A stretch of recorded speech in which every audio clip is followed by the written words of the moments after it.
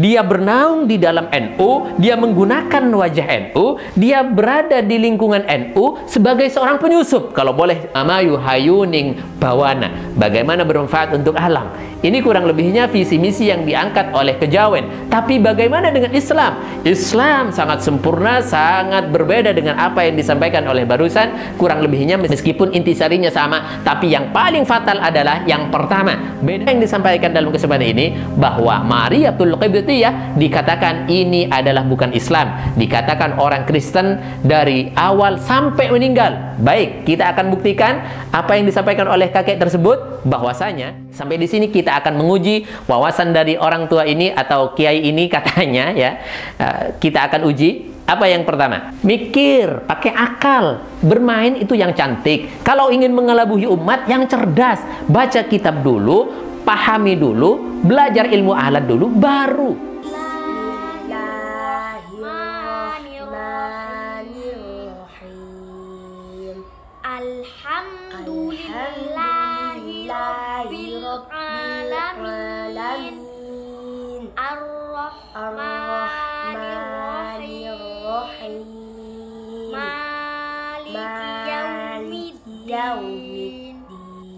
Assalamualaikum warahmatullahi wabarakatuh. Alhamdulillahirabbil alamin wa bihi nasta'in ala umuri dunya waddin. Pondok Pesantren Syariah Al-Jalil, program tahfidz hadis Al-Quran, penanaman akidah yang kuat dalam rangka kaderisasi pemimpin muslim yang siap terjun di tengah masyarakat, membentengi akidah mereka, serta membela agama dan syariat, menjaga sunnah nabawiyah.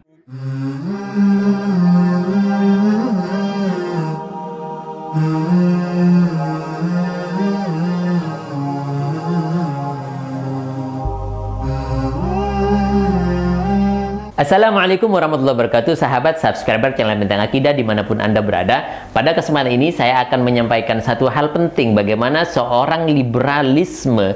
Jadi mereka pengusung liberalis, mereka seorang yang bisa dikatakan satu kubu dengan orientalis, ingin menghancurkan Islam dari akarnya, dari bawahnya, dari dalamnya. Ini dilakukan oleh mereka dengan berbagai macam upaya. Baiklah, dalam kesempatan ini saya akan memperkenalkan kepada Anda satu orang Gus, yang mana mereka semuanya rata-rata bernaung di satu wadah, yaitu Nahdlatul Ulama. Kita kenal Nahdlatul Ulama ada organisasi terbesar di dunia, sehingga mereka merasa aman, dan seolah-olah ketika para pengikut Nahdlatul Ulama mendukungnya, mereka akan aman dan akan dibela ketika diluluskan oleh salah seorang atau siapapun saja, atau ulama-ulama yang hanif. Baiklah, langsung saya akan mengemukakan di sini kepada Anda semuanya bagaimana mereka berusaha untuk mengacaukan akidah-akidah umat, untuk mengelabuhi umat Islam, khususnya umat awam. Bagaimana mereka memalsukan hadis, memalsukan ayat, paham ayat, memalsukan sejarah. Dalam kesempatan ini saya akan angkat, Anda bisa perhatikan berikut ini komentar-komentar yang menyesatkan terhadap umat, dan ini bisa membahayakan terhadap akidah. Baiklah, Anda perhatikan baik-baik. Jenah itu ya kayak orang-orang sebagian Kiai NU yang suka kebatinan gitulah. Namanya Maria Qibtiyah, dari beliaulah kemudian melahirkan Sayyidina Ibrahim yang ganteng sekali, hafal Quran sudah, tetapi umur 15 tahun meninggal. Istri Nabi Muhammad yang Kristen sampai meninggal tetap Kristen. Tetap Kristen, namanya Maria Qibtiyah.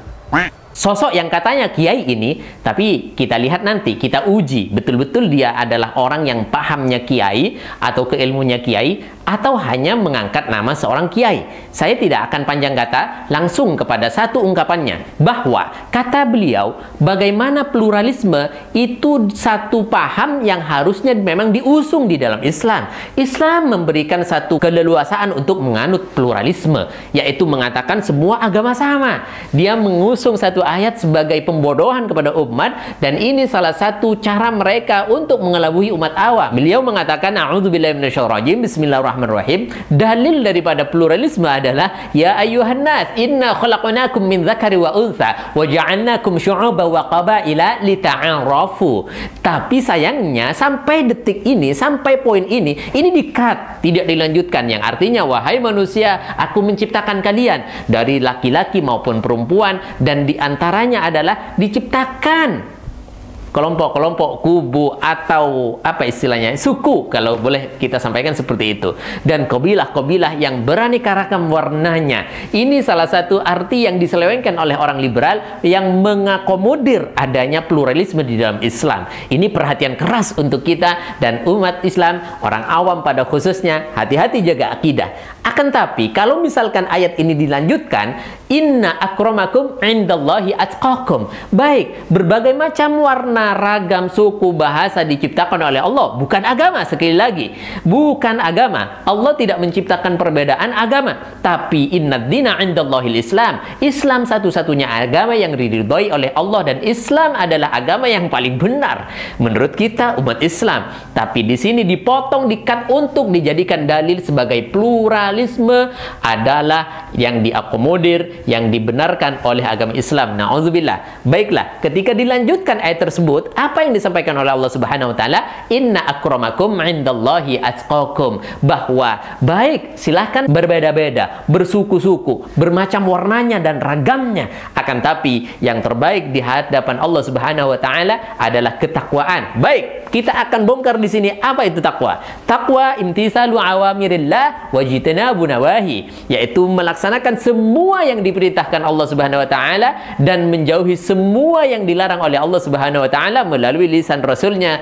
sallallahu alaihi wasallam. Di sini Anda perhatikan baik-baik. Ketika ini dilanjutkan, secara otomatis ini menghapus hujah-hujah mereka, penyelewengan mereka yang mengatakan pluralisme itu adalah satu keragaman yang diakomodir, yang diberikan, yang diizinkan oleh Islam. Kenapa? Karena di sini semuanya telah dihapus dengan inna akramakum indallahi atqakum. Yang paling mulia di hadapan Allah adalah siapa yang paling takwa. Artinya siapa yang paling taat kepada syariah dan sunnah, dan siapa yang paling takut terhadap larangan-larangan Allah, inilah yang paling mulia di hadapan Allah Subhanahu wa taala. Masya Allah, sahabat kaum muslimin dimanapun berada, ini adalah satu penyelewengan yang dilakukan oleh orang kelompok kaum liberal yang mengatasnamakan kiai, habaib, mungkin Gus dan lain sebagainya, entah cucunya siapa atau siapa cucunya Nabi bahkan. Tapi apapun ketika tidak sesuai dengan syariat dan sunnah, sebagaimana disampaikan oleh Rasulullah SAW, taraktu fikum amrain lan tadillu in tamassaktum bihima. Jadi ketika kita merasa, oh ini katanya cucunya Sunan, tapi kok pembahasannya tidak sesuai dengan syariat, hakikat apa enggak? Enggak ada begitu. Jadi ketika tidak sesuai dengan syariah dan sunnah, maka itu dikembalikan kepada Al-Quran dan hadis yang disampaikan oleh baginda Nabi. Enggak usah bingung, tidak usah panik siapapun orangnya. Ini yang pertama. Baik, saudaraku kaum muslimin dimanapun berada, sosok kiai tersebut telah memfitnah NU atau Nahdlatul Ulama.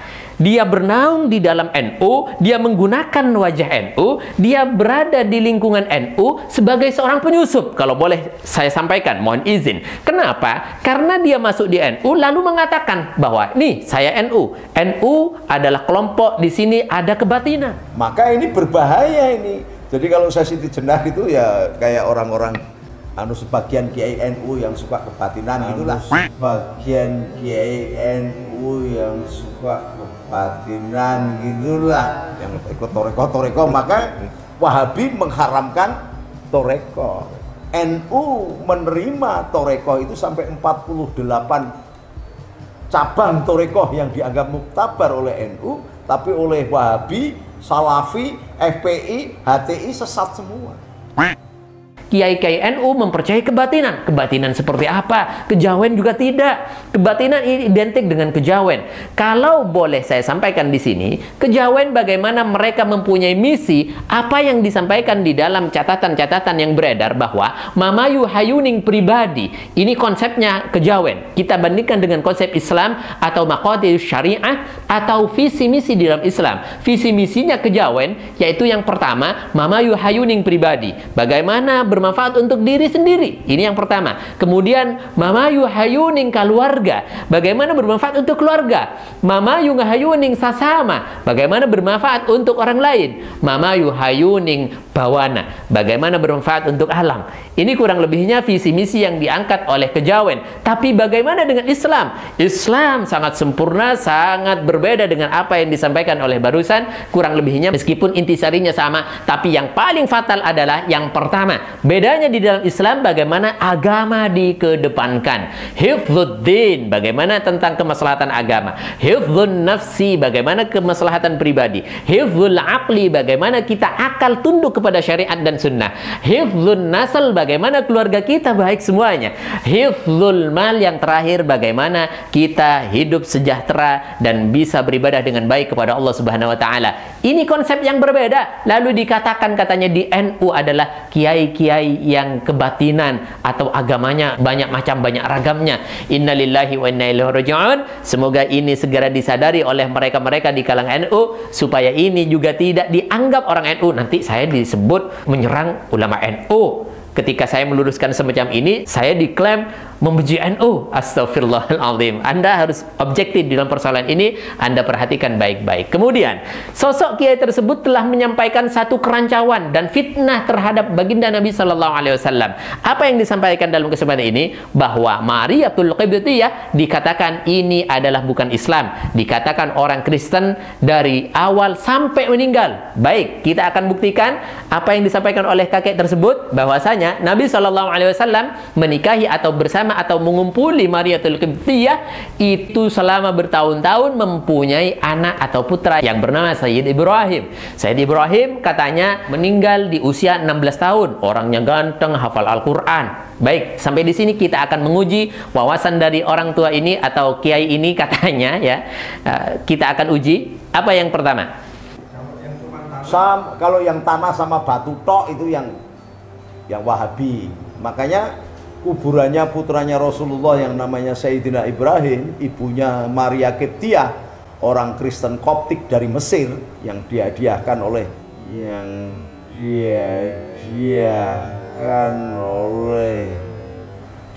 dulu ketika membantu orang-orang Kristen merebut kerajaannya kembali dari tangan Yunani. Rasulullah dihadiahi seorang perempuan yang cantik dan soleh.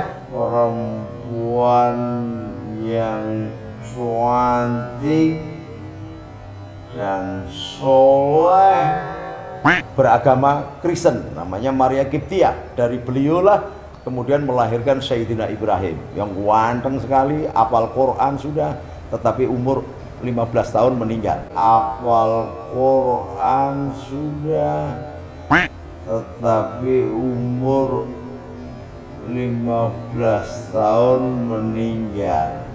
Nah, itu makomnya di daerah Baqi, di daerah Madinah gitu nih. Iya, kayak Madep Rono sebelah kiri Masjid Nabawi. Sayyid Ibrahim, putra Rasulullah SAW dari Mariyatul Qibtiyah.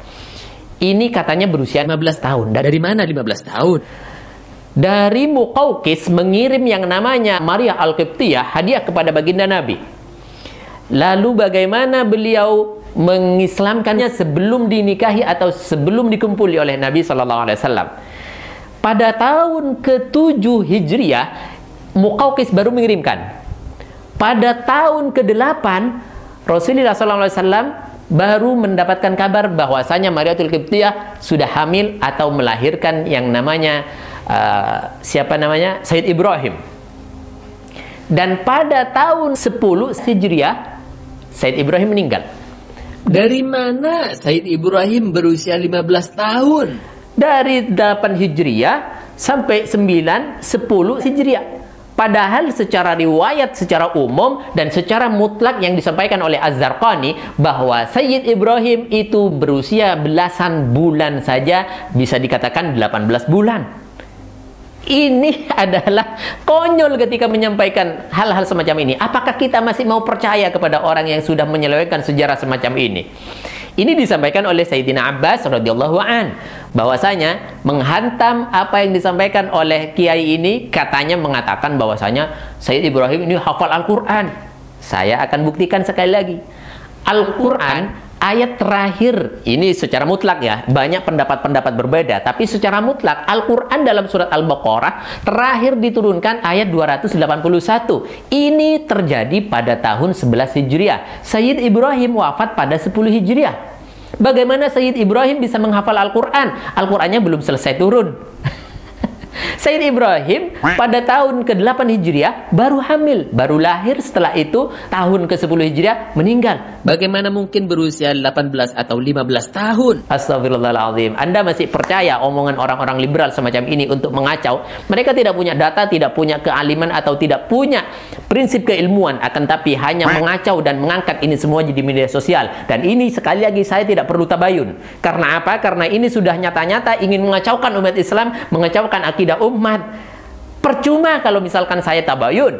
Innalillahi wa inna ilaihi raji'un. Anda perhatikan saja, Anda hati-hati saja dengan pernyataan-pernyataan orang ini yang kita sampaikan dari awal. Baik, lalu kita akan mempertanggungjawabkan. Katanya istri Nabi, yaitu Mariyatul Qibtiyah, beliau beragama Nasrani sampai mati. Artinya apa? Konyol kalau misalkan baginda Nabi SAW sebagai ad-da'i ilallah, mengajak kepada Allah, keesaan Allah, lalu membiarkan keluarganya untuk masuk agama selain Islam. Qu anfusakum wa ahlikum naro, kata Al-Quran, kata Allah Subhanahu wa Ta'ala. Bagaimana Nabi SAW menyampaikan ini semuanya kalau dirinya membiarkan selain agama Islam berada di dalam keluarganya? Astagfirullah. Baik, ini secara logika, secara akal, karena orang liberal biasanya rata-rata bermain akal. Namanya itu leluhur kita kok, bahwa kemudian dibikin kuncup, dibikin ini nggak ada persoalan. Karena tradisi bukan ajaran. Bukan ajaran Islam. Istri Nabi Muhammad yang Kristen sampai meninggal tetap Kristen. Tetap Kristen, namanya Maria Qibtiyah. Tetap Kristen, namanya Maria Qibtiyah. Nah, kuburan ini yang sering mendatangi kuburan, ziarah dan sebagainya itu diteruskan oleh tradisi Syiah dan tradisi NU. Saya akan membuktikan secara teks, secara ilmiah di sini. Apa yang disampaikan oleh kakek ini adalah fatal dan hanya banyolan semata. Saya akan buktikan apa yang dikatakan, disampaikan, ditulis oleh Ibnu Katsir. Kata Ibnu Katsir, qala Al-Waqidi. Hadis ini cukup panjang, saya akan ringkas berikut beberapa poin saja. Al-Waqidi menyampaikan begini, karena Rasulullah sallallahu alaihi wasallam yu'jabu bi Mariyatul Qibtiyah.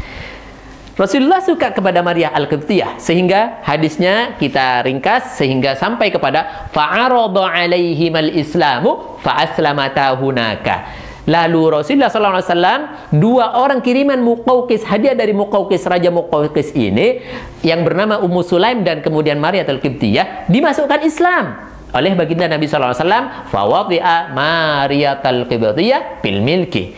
Lalu baru Rasulullah SAW mengumpuli Maria Al-Qibtiyah. Anda bisa perhatikan, Anda bisa lihat di dalam Al-Bidayah wan Nihayah. Kalau untuk kejelasan-kejelasan yang lain, kita pikir tidak perlu dan hanya buang-buang waktu. Baiklah, sahabat kaum muslimin dimanapun Anda berada, bukti terakhir bahwa apa yang dikatakan oleh kakek tersebut, mengatakan Maria Qibtiyah sampai wafat beragama agama Kristen. 5 tahun setelah baginda Rasulullah SAW meninggal, Maria Al-Qibtiyah berusaha untuk menghilangkan semua rasa gundahnya dengan beribadah kepada Allah selama 5 tahun.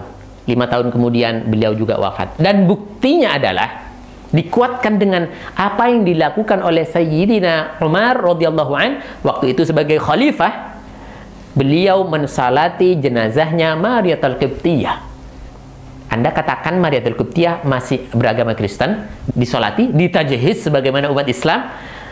Mikir, pakai akal, bermain itu yang cantik. Kalau ingin mengelabuhi umat, yang cerdas, baca kitab dulu, pahami dulu, belajar ilmu ahlak dulu, baru kelabuhi umat, dan Anda bisa dikategorikan sebagai orang cerdas.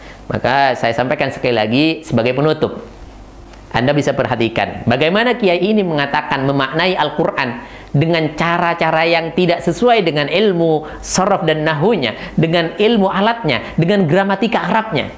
Anda perhatikan apa yang dimaknai oleh kiai tersebut begini. Jadi, wahai manusia, inna khalaqnakum, sesungguhnya aku menciptakan kalian dari laki-laki dan perempuan. Artinya inna ansha'nakum, Kata Allah Subhanahu wa taala, tafsirnya bagaimana menciptakan, mengadakan, memunculkan, melahirkan kalian mimma'in, dari air mani, kurang lebihnya begitu.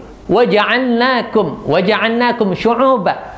Ini diselewengkan artinya. Katanya menciptakan berbagai macam aneka ragam supaya menjadi pluralitas atau pluralisme atau berbeda-beda. Syu'uban diartikan supaya. Padahal ini maf'ul daripada ja'alna, maf'ul kedua daripada ja'alna. Aku ciptakan kepada kalian semuanya satu, syu'uban, menjadi syu'uban, bersuku-suku dan beraneka ragam. Bukan supaya berbeda-beda. Bukan supaya berbeda-beda. Karena katanya, karena Allah tidak mau semuanya itu sama. Tujuannya menciptakan ini supaya berbeda-beda. Ini cara mengartikan bagaimana.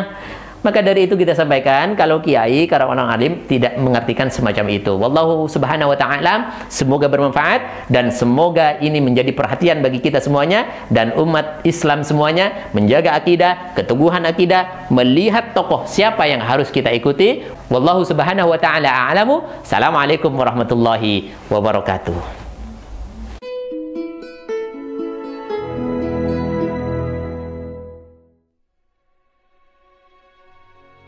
أعضاء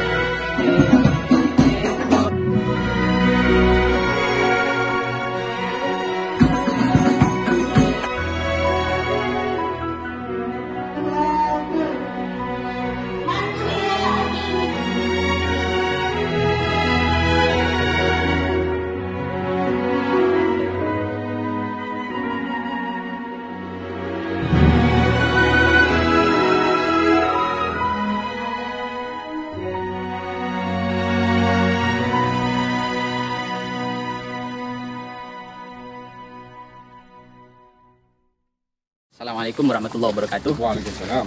Ini kita sedang meninjau lokasi, di mana lokasi ini akan dibuat satu tempat unit pendidikan untuk tahfidz hadis. Tapi kita prioritaskan di sini sebagai darul aitam, yaitu untuk rumah yatim prioritasnya dan juga du'afa. Di mana kita pada saat ini sangat butuh terhadap pemimpinan Muslim yang didedikasikan sebagai seorang pejuang, artinya dia betul-betul kuat memegang agamanya dan keimanannya. Jadi di sini Kabupaten Bondowoso, dan insya Allah kita sesegera mungkin akan membangun tempat ini sebagai lahan perjuangan dan dakwah tegaknya syariat dan sunnah di Indonesia pada khususnya. Dan mohon doanya, mohon dukungannya, bersama-sama kita akan membangun satu ladang amal untuk kita semuanya. Kenapa saya sampaikan ini ada satu amal? Bahwa kata Nabi, ana wa kafil yatim fil jannah hakada. Kata Nabi SAW bahwa saya dengan orang yang merawat anak yatim, yang menjaga anak yatim, terutama menjaga akidah, membentengi akidahnya anak yatim, seperti ini. Artinya dekat sekali. Maka ambil kesempatan ini, ambil satu momen penting ini, ambil satu kesempatan emas ini untuk kita bersama-sama berjuang di jalan Allah Subhanahu wa taala, menggapai ridhonya, menggapai jannahnya bersama Rasulullah SAW. Amin ya rabbal alamin.